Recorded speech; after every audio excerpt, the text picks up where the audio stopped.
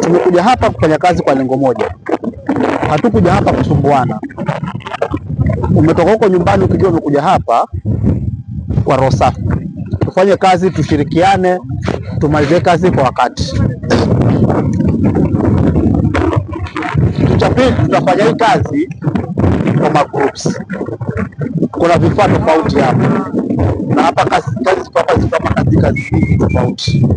Kuna upande wa chini, kuna haya manyasi, haya mavula tunafaa kuyakusanya tuweke bali pamoja. Wale ambao wale wako na reki, huku tutatumia reki, jembe zitatumika kuchimbia mashimo kutia hiyo mavula, na mashepe. Reki pia zitatumika huku chini. So jembe, shepe na reki watakuwa huku chini. Kwa hiyo nasema tuwe na uhuru na hii bahari, viongozi wote mwe pamoja na sisi ili tukaweze kukamilisha hii awamu yenye tuko nayo, na pia tutasikia raha kulingana na vile ambavyo sisi pia tumepata uhuru, na tutajiendeleza pia hata kiuchumi huku baharini.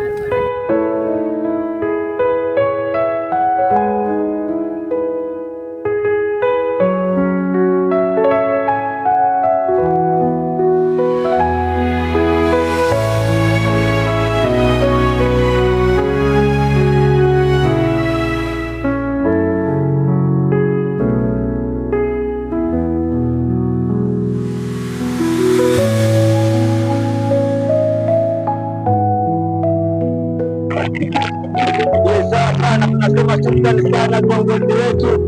Sisi kama vijana tumeamua kuungana kutafuta bahari yetu hapa kwa Ngara, na tuko kwa pamoja kabisa kama vijana, lakini mnatuona vile vile tunachangamka hapa baharini.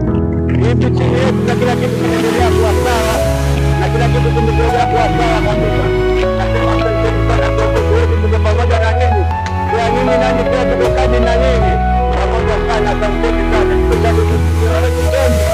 Tunakuongea mazuri zaidi, mazuri tena mazuri sana. Asante sana mheshimiwa, tuko pamoja. Mimi kama mama samaki, unanijua kama mama samaki, au vijana wote ni kama watoto wangu. Mimi na watoto wangu na wawili, na mimi ninaamua mama samaki kuungana na vijana kuja kusafisha huko baharini.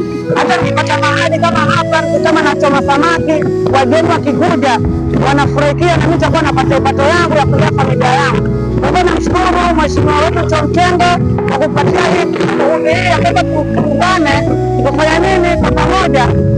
Tuungane kwa pamoja, tukufanya vijana, tupakate bahari yetu, ili hapa uchumi ni wetu.